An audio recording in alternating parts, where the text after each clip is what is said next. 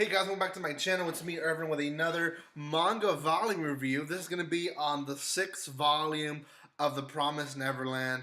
Tomorrow I will be releasing the next episode, so make sure you guys stay tuned for that. It is a anime that I've been enjoying, but I've been enjoying more of the manga, and I'm done with the volume 6. I'm excited to review this today.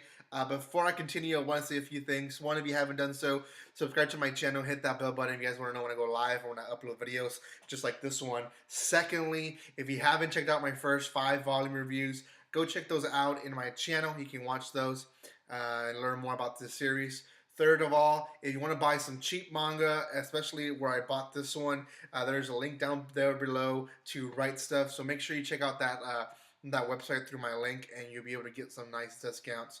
Last of all, guys, I do want to warn those who are watching the anime and who have not read past Volume 6 to just be aware. I will talk about the volume, so there is some spoilers to come. You have been warned. So, the volume starts with Ray is about to be captured and he's rescued by this horseman. And the same thing happens to Emma.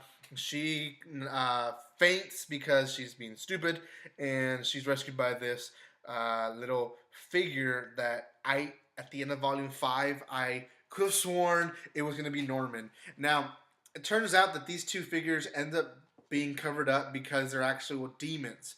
Now, the story that they tell the kids at the beginning of the volume is that they're kind of vegan. You can say they're vegan demons. They don't eat kids. They eat other creatures, but not humans. So they help them escape through the underground tunnels from the forest, and they actually do escape at the end of the volume. But throughout the entire volume, the kids, especially Emma and Ray, are learning different stuff from the demons. They learn how to shoot with an arrow, with bow and arrow. They learn a little bit of the history. There's actually 2 worlds, a human world and a demon world. The kids actually live in the demon world.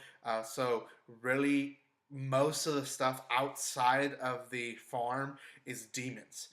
Some are savage, some don't eat humans like them, and some serve I guess you can call the empire that feed the higher ups these children from these farms.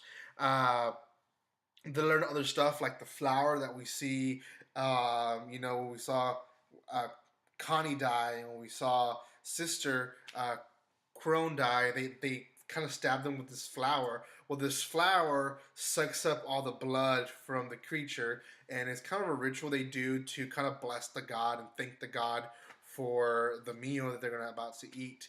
So, when they're learning how to shoot with bow and arrow, Emma learns to do that with rabbits and other animals. Is that if you put that flour, it sucks up all the blood, and then the meat is a lot easier to cook from that point on. So a lot of things they're learned. One of the biggest things that they learn from these demons is that there's other farms. Actually, there's hundreds of other farms, but there's only 3 other farms just like the one they were in.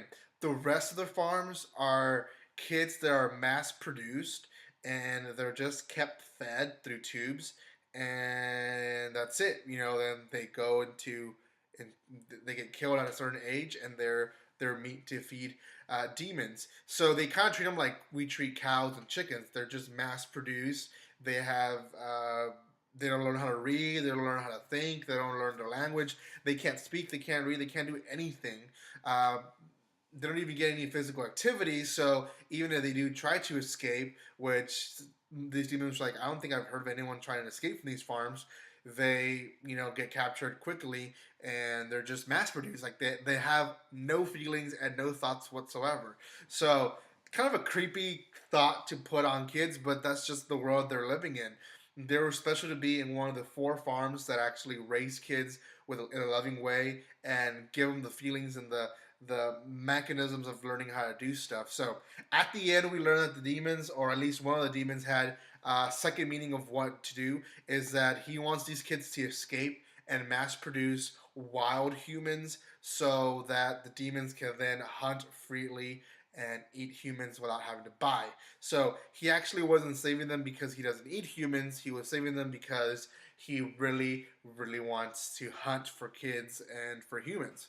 The other little one, the other little human, did want to save him, and she even tells Emma in a secret way, look for the seven wasps. We don't know what that means yet, but that's the message she gave her.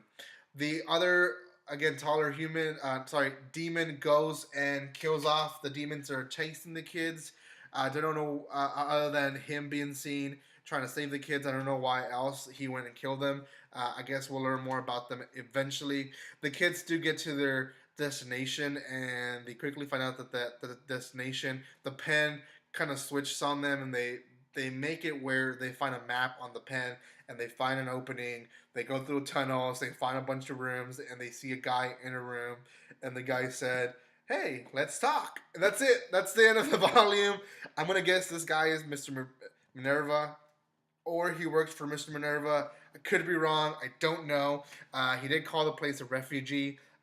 So yeah, a lot of information I know we got from this volume. Very intense volume, but more information filled more than anything. And you know, these volumes, especially when they're information filled, sometimes can feel boring.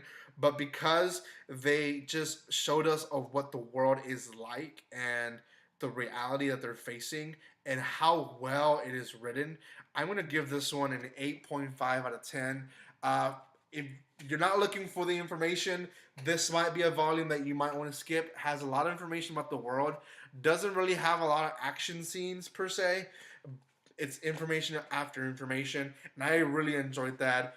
They really, really pictured this messed up world that they're living in, and I really like that. 8.5 out of 10 is my rating for that. So yeah, guys, if you haven't done so, check my other videos on The Promised Neverland, both the manga reviews but as well my reaction videos on the anime. Again, tomorrow I'll be releasing the next episode on the anime, and if you guys want to see where to buy these type of mangas for a cheap price, check out my link again down there below with the right stuff. Make sure you check them out. And thank you so much for all the love and support you guys give me. And like always, don't be strangers.